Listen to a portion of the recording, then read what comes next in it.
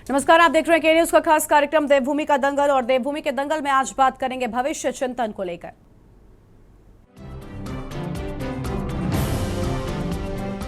मैं सीनियर नेता हूं, मुझे कोई जाने की जरूरत नहीं, तो मैं आपका आज आपको बता रहा हूं, ये गलती मत कर दीजिए, प्रॉब्लम हो जाएगी आपके लिए।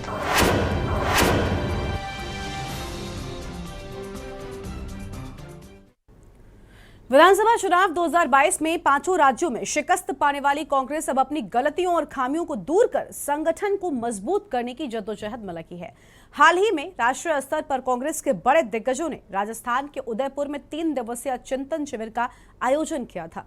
नव संकल्प शिविर का नाम इसे दिया गया था। और जिस तरह से उत्तराखंड कांग्रेस कमेटी में चुनाव के तुरंत बाद संगठन में बदलाव किया गया, ठीक उसी तरह से देश भर में बदलाव होने वाले हैं। उत्तराखंड की अगर बात करें तो उत्तराखंड कांग्रेस 2 विधानसभा चुनाव हारने के बाद धराशायी हो गई है। प्रदेश में नगर निकाय चुनाव होने वाले हैं और इसी के साथ ही साल 2024 में लोकसभा के चुनाव भी होंगे, जिसके लिए कांग्रेस को कड़ी मशक्कत करनी पड़ेगी। लगातार उत्तराखंड कांग्रेस के बड़े नेता कांग्रेस आलाकमान से मुलाकातें कर रहे हैं। कांग्रेस में वापसी करने वाले यशपाल आर्या को नेता प्रतिपक्ष की बड़ी जिम्मेदारी दी गई है। राहुल गांधी ने भी भाजपा में यशपाल आर्या पर हो रहे उत्पीड़न की बात की। उदयपुर नव संकल्प शिविर में कांग्रेस हाईकमान ने उत्तराखंड समेत देश भर में कई रणनीतियां तैयार की। इसी को लेकर आज हम विस्तार से बातचीत करने वाले हैं, लेकिन उससे पहले एक नजर डालिए आज के हमारे इस खास रिपोर्ट पर। 2022 के बाद कांग्रेस ने अच्छा काम किया। जो व्यक्ति घर घर गए, उन व्यक्तियों को कांग्रेस पार्टी टिकट देगी। ये मत सोचिए कि आप आंदोलन में नहीं गए, आप जनता के बीच में नहीं गए, आप कितने भी बड़े हो, आप ये मत सोचिए कि आपका टिकट गारंटी है। किसी का टिकट गारंटी नहीं है। अगर आप गए, आपने काम किया, आप आदिवासियों के बीच गए, आप लड़े उनके लिए और आपकी पकड़ है, तो फिर गारंटी है। मगर अगर आप ये सोचो कि मैं घर बैठूंगा, मैं सीनियर नेता हूं, मुझे कोई जाने की जरूरत नहीं, तो मैं आपका आज आपको बता रहा हूं, ये गलती मत कर दीजिए, प्रॉब्लम हो जाएगी आपके लिए। फिर बाद में मत आना कि भैया मुझे टिकट चाहिए, वो फिर नहीं चलेगा। तो ये मैं आपको मैसेज देना चाहता था। आप लोग हमारी शक्ति हो, आप लोग कांग्रेस पार्टी की नींव हो, इन सीटों में फाउंडेशन हो, और आप ही लोग हमें चुनाव जिताओगे। इसलिए मैंने आपको शुरुआत में ही कहा, अगर आपने मन बना लिया कि कांग्रेस पार्टी चुनाव जीत रही है और आप लग गए, तो कांग्रेस पार्टी चुनाव जीत जाएगी। कांग्रेस के नव संकल्प शिविर की बड़ी बातें। राष्ट्रीय स्तर पर कांग्रेस संगठन में बनेंगे 3 विभाग। 50 से कम की उम्र के नेताओं को दिए जाएंगे 50% टिकट। एक व्यक्ति एक पद का सिद्धांत किया जाएगा लागू। प्रांत स्तर पर पॉलिटिकल अफेयर्स कमेटी का गठन होगा। केंद्र सरकार से एमएसपी की कानूनी गारंटी लेने का संकल्प। भविष्य के लिए कांग्रेस आलाकमान चिंतन मनन में जुटा है, लेकिन वही अंतर्कलह का दंश झेल रही उत्तराखंड कांग्रेस के सिपहसलार के रूप में काम करने वाले दिग्गजों के सामने सबसे पहले संगठन के प्रत्येक कार्यकर्ताओं और नेताओं में मनमुटाव को दूर करना, आत्मीयता के एहसास को पैदा करने की चुनौती है। वही कांग्रेस के नव संकल्पों में रखे गए तमाम बिंदुओं पर भाजपा ने तंज कसते हुए कहा कि चिंतन मनन से गुटबाजी दूर नहीं की जा सकती है। कांग्रेस को लगता है कि वो चिंतन और मंथन कर कुछ शायद उसमें से अमृत निकल जाए, लेकिन चिंतन मंथन करने वाले जब तक खुद उसका भोगी की जो भोग विलास वाली लाइन है उसे नहीं छोड़ेंगे, तब तक काम नहीं चलेगा। मैं इतना जरूर मानता हूं कि हम सब ने देखा, सूत्रों के माध्यम से, मीडिया के माध्यम से हम सब लोगों तक ये बात पहुंची कि पीके ने भी कुछ सवाल राष्ट्रीय नेतृत्व पे अपने खड़े किए थे, गांधी परिवार पे खड़े किए थे। सिर्फ गांधी परिवार अपने आप को बचाने के लिए पूरी पार्टी की बलि दे रहा है, ये सब जानते हैं। कांग्रेस के नेता G22 और अन्य चीजें इसमें बनी हैं, और मुझे लगता है कि जब तक आदमी खुद सुधरने की कोशिश ना करे तब तक कोई उसे सुधार नहीं सकता। संगठन वैसे ही चले जैसे लीडर लेके चले और लीडर हम ही रहें, ये मुमकिन नहीं है मुझे लगता है। लेकिन वो फिर भी अगर कोई कोशिश कर रहे हैं तो हमारी तरफ से उनको बहुत बहुत बधाई। 3 दिवसीय शिविर था, ये बहुत ही फ्रूटफुल था, बहुत एनरिचिंग था। जितना भी मेरी बात हुई है, जिन लोगों ने उसको अटेंड करा है, वो लोग ऊर्जा से लबरेज हैं। माननीय अध्यक्ष जी भी वापस आ चुके हैं, मेरी स्वयं दूरभाष पे उनसे बात हुई और उन्होंने बहुत भूरी प्रशंसा इस शिविर की और कहीं ना कहीं हमारे जितने भी शीर्ष नेतृत्व वहां पर इसमें प्रतिभाग करने के लिए गया था, अब वो बाकी कार्यकर्ताओं के अंदर वही ऊर्जा का संचार करेगा, ऐसा मेरा विश्वास है। और जब भी इस तरह के शिविर होते हैं तो मंथन होता है और मंथन से हमेशा अमृत निकलता है। ये कभी बेकार नहीं जाते, कभी वेस्ट नहीं जाते। आपस में इस तरह से संवाद बनना बहुत जरूरी था। हर प्रदेश के नेता वहां पर थे, कार्यकर्ता वहां पर थे, आपस में एक बॉन्डिंग होती है, एक कम्युनिकेशन होता है। जो शीर्ष हमारा हाई कमान है वो प्रदेश के नेतृत्व के साथ उसका एक रिलेशन बनता है और आपस में अब विचारों का आदान प्रदान होता है, जो सबसे महत्वपूर्ण बात है। तो ऐसे में जो भी लेक्यूना था, जो भी ड्रॉबैक्स थे, जो भी शॉर्टकमिंग्स थे, जिसकी वजह से हमारी लोकप्रियता में कमी आ रही है, जनता के बीच में वो पैठ नहीं बन पा रही है, वो उसको दूर करने का प्रयास कांग्रेस पार्टी कर सकती है। राजस्थान के उदयपुर में जो नव संकल्प रखे गए हैं, जो भी प्रस्ताव लाए हैं, सबकी सार्थकता इसी में है कि उन पर अमल कितनी अच्छी तरह से हो पाता है। ये हो पाएगा या नहीं, इसका जवाब समय के गर्भ में छिपा है, इसलिए उस बारे में फिलहाल कुछ नहीं कहा जा सकता। लेकिन जिन संकल्प बिंदुओं की चर्चा कांग्रेस अब कर रही है और यही बातें तो पहले से ही करती आ रही है, लेकिन क्या इन पर अमल किया जाएगा, ये देखने वाली बात होगी। देहरादून से के न्यूज इंडिया के लिए हिना आजमी की रिपोर्ट।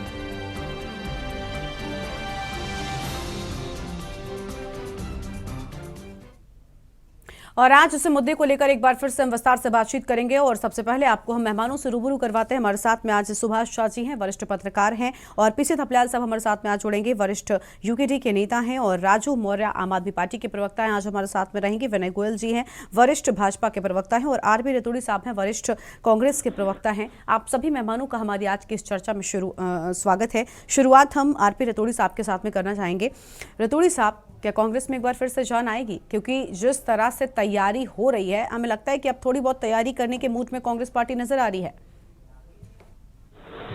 देखिए, निश्चित तौर पर जब चिंतन और मंथन होते हैं तो बहुत सारे विचार आते हैं और उन विचारों से संगठन को, समूह को, सबको लाभ होता है।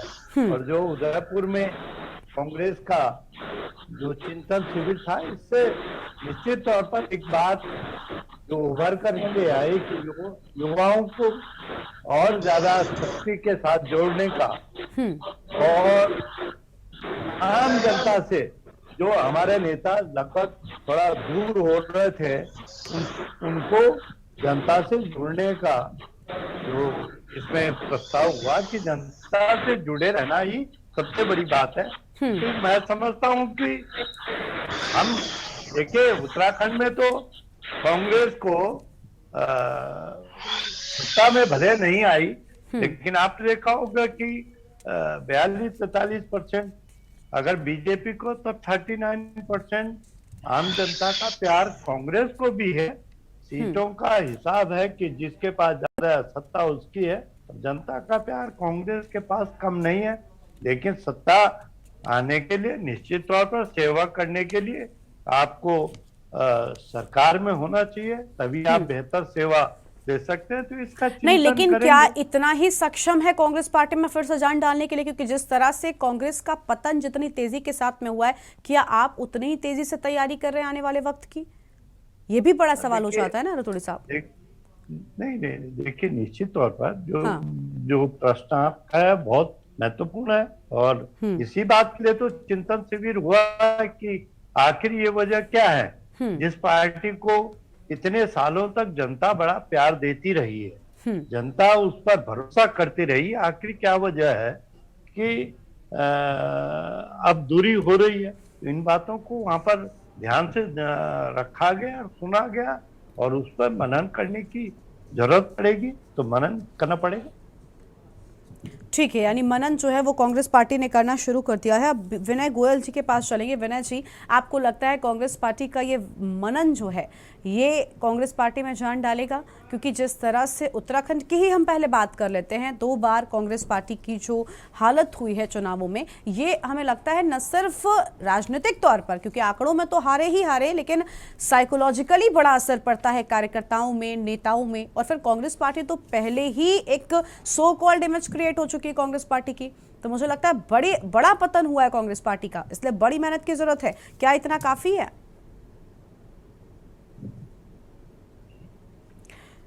विनय जी, आपकी आवाज नहीं आ रही, आप अनम्यूट करें।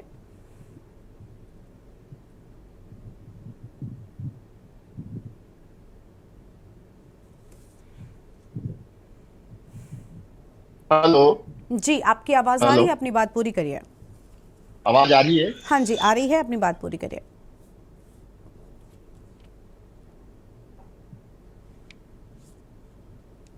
हेलो जी विनय साहब, आपकी आवाज हम तक पहुंच रही है, आप बोलिए। जी हाँ, देखिए वैसे तो ये कांग्रेस का आंतरिक मामला है, लेकिन निश्चित रूप से कांग्रेस चिंतित जरूर है, क्योंकि कांग्रेस के लोग तो बिल्ली के भाग से छीका टूटने के इंतजार में बैठे थे और वो ये मान के चल रहे थे कि क्योंकि उत्तराखंड में पिछले 20-22 वर्षों में ये चलन रहा है कि एक बार बीजेपी एक बार कांग्रेस, तो वो मान के बैठे थे कि इस बार उनका नंबर है। और जब उनके हाथ सत्ता नहीं आई तो निश्चित रूप से उनका मनोबल बुरी तरह से प्रभावित हुआ है। और केवल उत्तराखंड में ही उनकी ऐसी स्थिति नहीं हुई, अन्य जैसे पंजाब में उनकी सरकार थी और पंजाब में जो स्थिति उनकी हुई है वो किसी से छुपे नहीं है। तो उसके कारण से निश्चित रूप से कांग्रेस की चिंताएं बहुत बढ़ गई हैं और वो चिंतन और मनन कर रहे हैं। कभी वो पीके की शरण में जाते हैं, कभी किसी की शरण में जाते हैं, लेकिन समस्या ये है कि अभी तक ये नहीं पता चल पाया कि कांग्रेस का हाथ दायां हाथ है कि बायां हाथ है, और वो इलाज कौन से हाथ का करे और कौन से हाथ का इलाज ना करे। तो पहले तो उन्हें अपना ये जानना पड़ेगा कि किस हाथ का इलाज करना है, तभी उनका सही इलाज हो पाएगा। ठीक है, यानी आप यही कहना चाहते हैं ना कि अभी भी सही जगह पर चिंता और चिंतन जो है वो नहीं कर रही है कांग्रेस पार्टी? नहीं, कांग्रेस तो अपने हिसाब से सही चिंतन मनन कर रही है, लेकिन क्योंकि उसके परिणाम ठीक नहीं आ रहे हैं और उसका इलाज होता हुआ सही दिखाई नहीं दे रहा है, तो ऐसा लगता है कि वो इलाज सही नहीं हो रहा है। ठीक है, यानी अभी लगता है कि आपको, विनय जी को लग रहा है कि अभी इलाज जो है वो कांग्रेस पार्टी में ठीक तरह से हो नहीं पा रहा है, इसीलिए कांग्रेस पार्टी की जो कमियां हैं वो दूर नहीं हो पा रही हैं और आगे नहीं बढ़ पा रही है कांग्रेस पार्टी। खैर, राजू मौर्य जी हमारे साथ में, आम आदमी पार्टी के प्रवक्ता है। राजू जी, आम आदमी पार्टी की भी हालत उत्तराखंड के चुनावों में अगर हम कहें तो कुछ खास अच्छी नहीं रही थी, बहुत बुरा हश्र हो गया आम आदमी पार्टी का, भले ही वो तीसरे विकल्प के तौर पर देखी जा रही थी। लेकिन आप लगातार ये कह रहे थे कि आपका जो मुख्य मुकाबला आम चुनाव में था वो बीजेपी से था, कांग्रेस को आप टक्कर में ही नहीं मान रहे थे, लेकिन अब कांग्रेस पार्टी ने चिंतन मनन करना शुरू कर दिया है। अब आपको लग रहा है कि आपका मुकाबला यहाँ पर और कड़ा हो जाएगा क्योंकि अब कांग्रेस पार्टी भी खड़ी होने लगेगी? देखिए, कांग्रेस पार्टी और भारतीय जनता पार्टी उत्तराखंड की स्थापित पार्टियां रही हैं। भारतीय जनता पार्टी 2 बार सरकार में रही, तीसरी बार सरकार इस बार बनाई उसने, और कांग्रेस ने भी 2 बार सरकार चलाई। हमारा विषय ये रहता है कि भाजपा और कांग्रेस की पारंपरिक राजनीति से हट करके अच्छे स्कूल, अच्छे अस्पताल और भ्रष्टाचार मुक्त भारत बनाने की ओर हम आगे बढ़ाएं। देखिए, हमारी पार्टी बहुत ही कम समय में 2 राज्यों में सरकार बना चुकी है। गोवा में हमारे 2 विधायक हैं और उत्तराखंड में भी आप देखिए कि यूकेडी को नकारा है, हमको नहीं नकारा। अगर आज हमारे पीछे हजारों लोग खड़े हैं तो इसका मतलब परिवर्तन चाहते हैं, बदलाव चाहते हैं। बस हो सकता है कि शायद हम अपनी बात को सही ढंग से पहुंचा नहीं पाए, अपनी बात को समझा नहीं पाए, लेकिन ये नहीं माना जा सकता कि उत्तराखंड के लोग भाजपा और कांग्रेस से सेटिस्फाइड हैं। हाँ, हम विकल्प नहीं बन पाए इस बार। नहीं, लेकिन आपके लिए तो जमीन तलाशना थोड़ा मुश्किल हो जाएगा ना, क्योंकि भले कांग्रेस की हालत पिछले 2 चुनावों में खराब हुई हो, लेकिन इसके पहले तो कांग्रेस ने उत्तराखंड में सत्ता में रही है, तो कहीं ना कहीं उसके लिए उतना टफ नहीं है जितना नहीं है, क्योंकि आपको बिल्कुल नई नई जमीन खोजनी है। देखिए हमारे लिए कुछ टफ नहीं है। हम एक परफॉर्मेंस करते हुए पूरे देश के अंदर एक साफ सुथरी राजनीति की शुरुआत करते हुए आगे बढ़ रहे हैं। हमारे बराबर अगर कोई पार्टी आगे बढ़ी हो पूरे विश्व के अंदर तो आप बताइए कि हाँ इतनी तेजी से कोई पार्टी बढ़ी।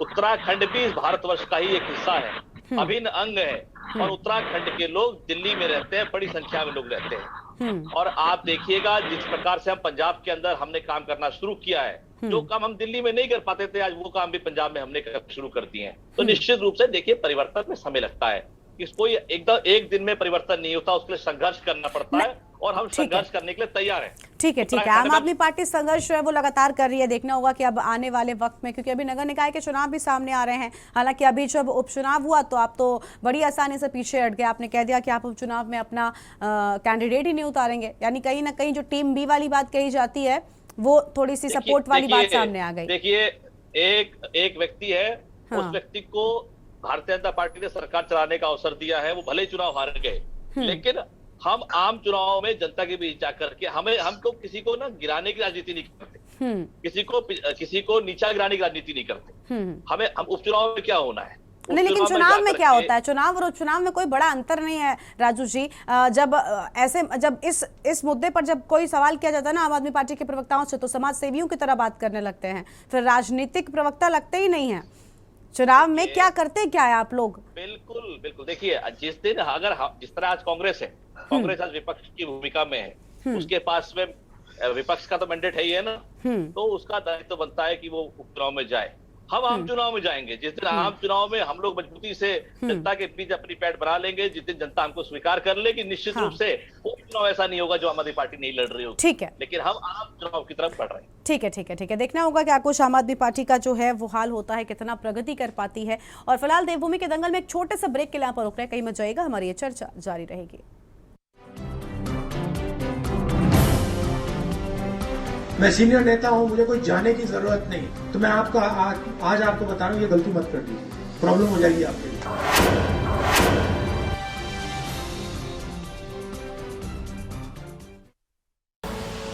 आप देख रहे हैं के न्यूज, खबरों का सारथी। गोल्डी हिंग का तड़का लगे तो सभी दबा के खाते हैं। गोल्डी हिंग कण कण में जान।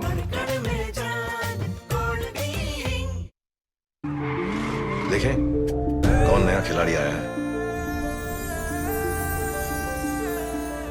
समझा देते हैं। प्यार से समझाएंगे, धीरे धीरे से, वो भी अपनी जुबान में।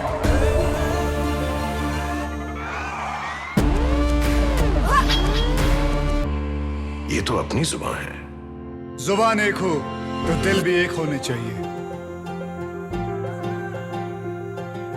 विमल बोलो जुबान केसरी।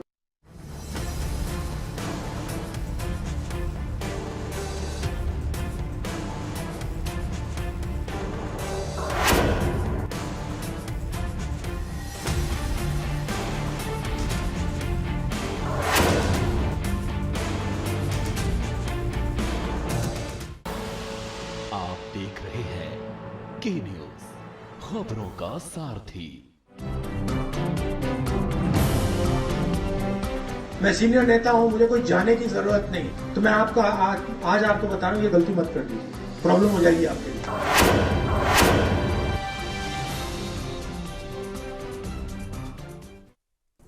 ब्रेक के बाद देवभूमि के दंगल में आप सभी का स्वागत है। आज हम बात कर रहे हैं कि क्या ये चिंतन मनन कांग्रेस में जान डाल पाएगा और क्या कांग्रेस एक बार फिर से अपनी जमीन तलाश पाएगी। इसी पर विस्तार से बातचीत करने के लिए हमारे साथ में कई खास मेहमानों का पैनल भी लगातार मौजूद है। शुरुआत करते हैं इस बार पीसी थपलियाल साहब के साथ में, वरिष्ठ यूकेडी के नेता हैं। थपलियाल साहब, यूकेडी का तो फिलहाल जो हश्र है वो मुझे लगता है पूरा उत्तराखंड जानता है, लेकिन कांग्रेस पार्टी को लेकर भी आप जब भी डिबेट में आते हैं ये कहते हैं कि बीजेपी और कांग्रेस पार्टी ने उत्तराखंड को बर्बाद कर दिया है। अब कांग्रेस पार्टी अपने आप को मजबूत करने की कोशिश कर रही है। आपको लगता है कि 2 चुनावों में हारने के बाद में कांग्रेस पार्टी ने जो चिंतन और मनन करना शुरू किया है ये इनके काम आएगा, मजबूत बन पाएंगे ये? देखिए, सब लोगों की नजर थी कांग्रेस के इस चिंतन शिविर पे, क्योंकि देश इस समय बहुत चिंता में है। चिंता में इसलिए है कि खुद जब चीफ मिनिस्टर थे हमारे यशस्वी प्रधानमंत्री मोदी जी, उस समय उन्होंने कहा कि जिस देश का रुपया डॉलर के के साथ गिरता हो तो समझो कि उस देश का जो प्रधानमंत्री है उसको गद्दी में नहीं रहना चाहिए। उन्होंने खुद एज ए चीफ मिनिस्टर बोला था। और आज रुपए की जो हालत है वो सबको मालूम है।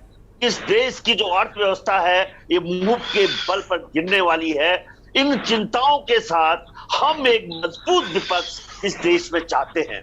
और आज जो मुख्य दल है जो भारतीय जनता पार्टी के आगे खड़ा हो सकता है वो केवल कांग्रेस है। इसलिए जो लोग भी चिंता कर रहे थे, जैसे आप ही देखिए प्रशांत किशोर को क्या जरूरत थी, प्रशांत किशोर को कांग्रेस ने नहीं बुलाया।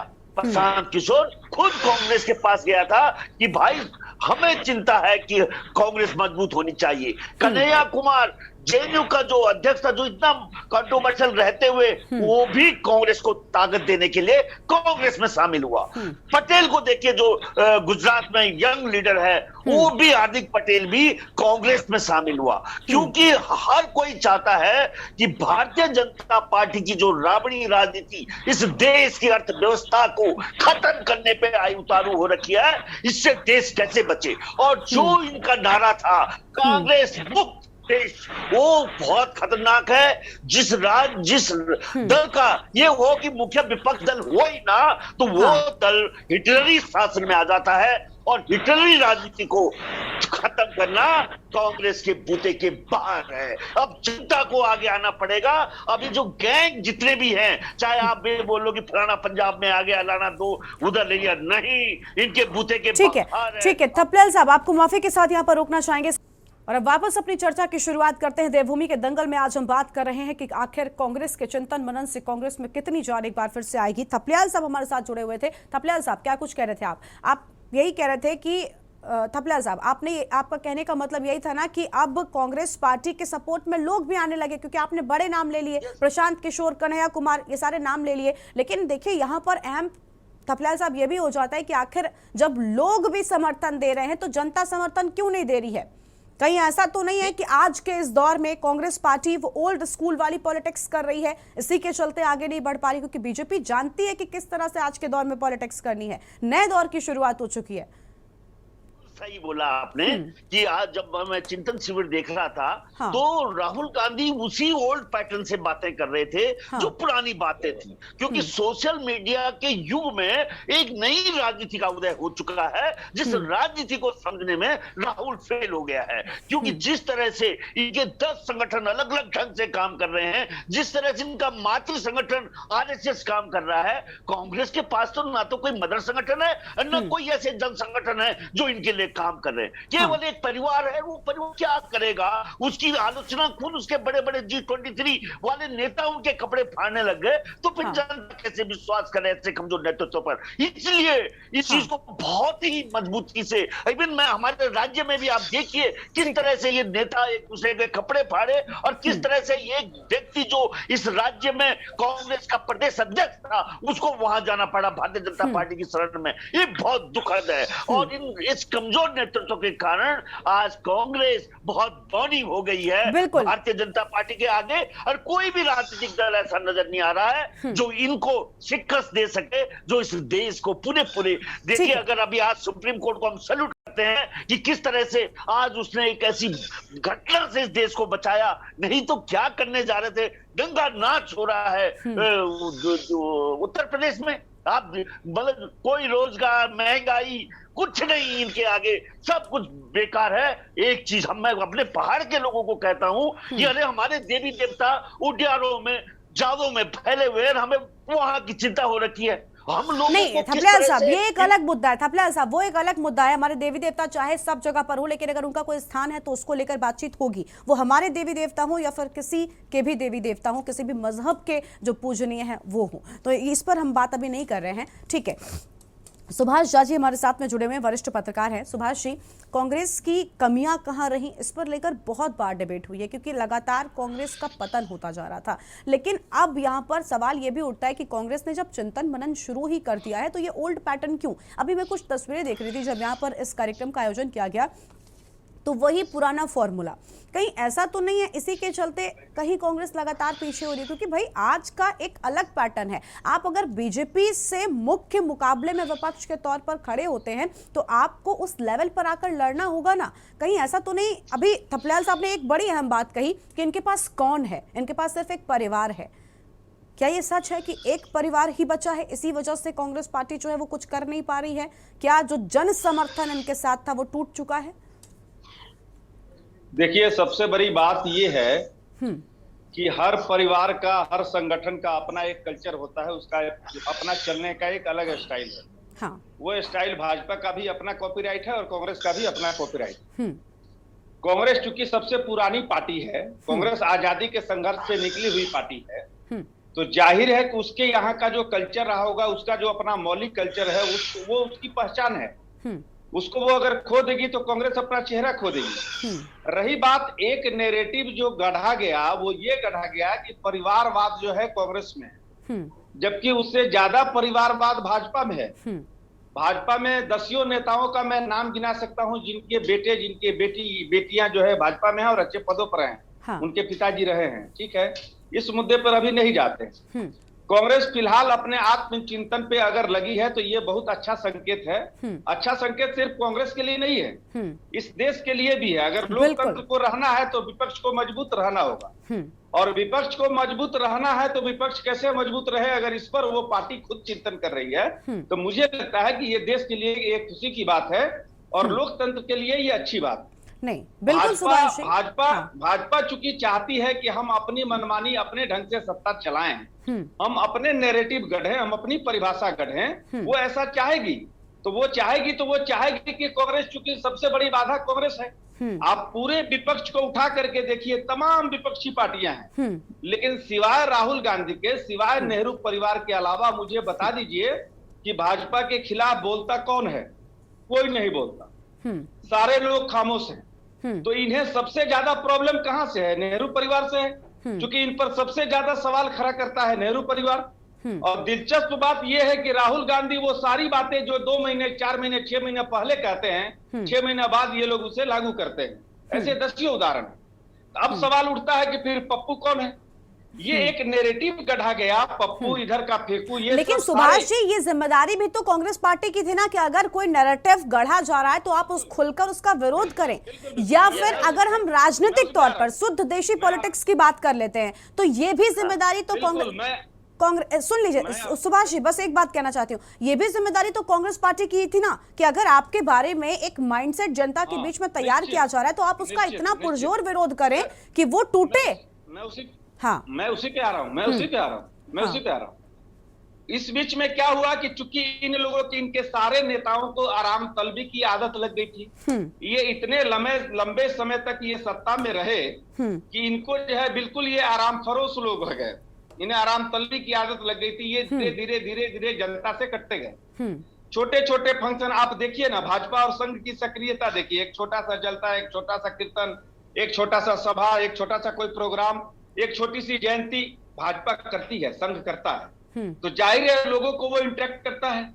आप कहीं जाते ही नहीं। एग्जैक्टली, मैं यही पूछना चाहती हूँ अभी रटोरी साहब से। मुझे बात खत्म करने दी। लोगों के पास जाना आना इन्होंने छोड़ दिया। आज अगर इन्हें ये एहसास हुआ कि लोगों के पास हमने जाना आना छोड़ दिया तो ये कांग्रेस के लिए अच्छा संकेत है। कांग्रेस की एक बनी बनाई जमीन है, सरा हुआ हाथी भी तो 9 लाख का, कांग्रेस वो पार्टी है। और कांग्रेस, आप ये जान लीजिए कि कांग्रेस फिर पुनः जीवित हो जाएगी। और ये लोग नेहरू परिवार को शत्रु इसलिए बना रहे हैं कि चूंकि नेहरू परिवार जब तक नहीं निपटेगा तब तक कांग्रेस नहीं निपटेगी, और जब तक कांग्रेस नहीं निपटेगी तब तक भाजपा जितना मनमानी करना चाह रही है वो संभव नहीं है। और फिर विपक्ष पार्टी रहेगा।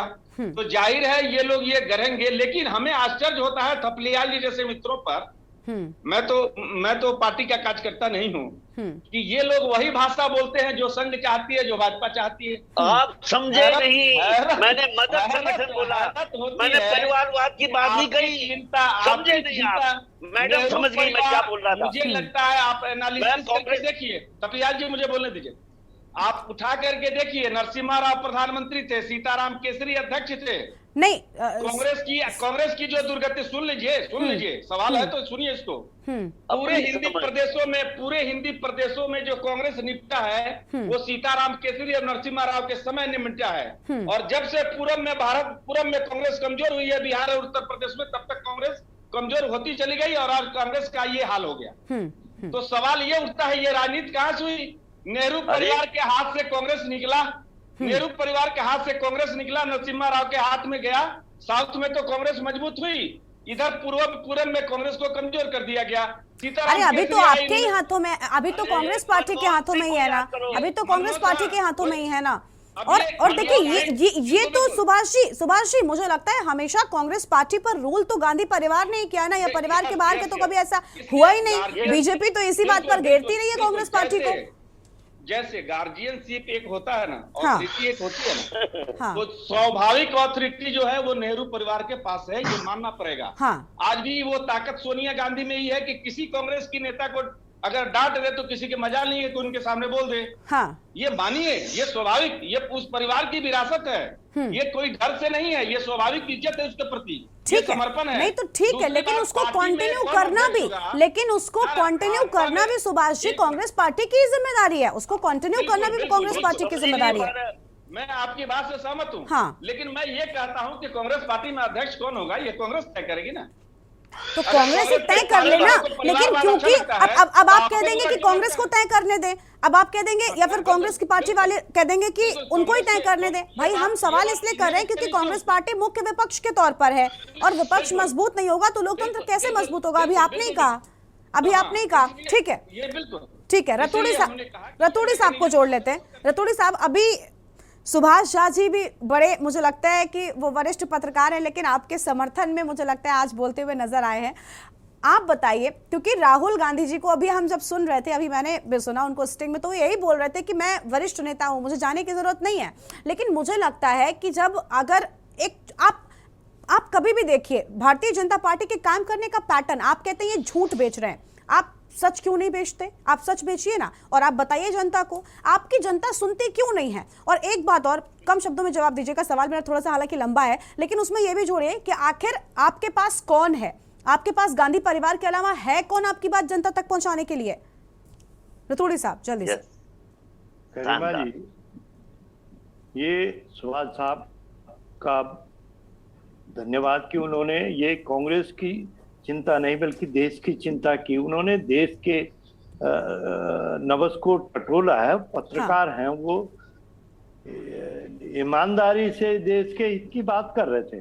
ठीक है। सवाल राहुल गांधी जी, मैंने अभी झा साहब ने भी कहा कि राहुल गांधी जो 6 महीने पहले कहते हैं तो वो ही भारतीय जनता पार्टी को करना पड़ता, चाहे वो कृषि कानून हो चाहे कोई कानून हो। आज की डेट में देखिए, छल बल का राजनीति करके सत्ता पाना ये तो भाजपा ने कर दिया। अरे भाई कहीं खरीद फरोख्त है, ये नारा था कि कांग्रेस मुक्त भारत करेंगे, जरा बताएं ना।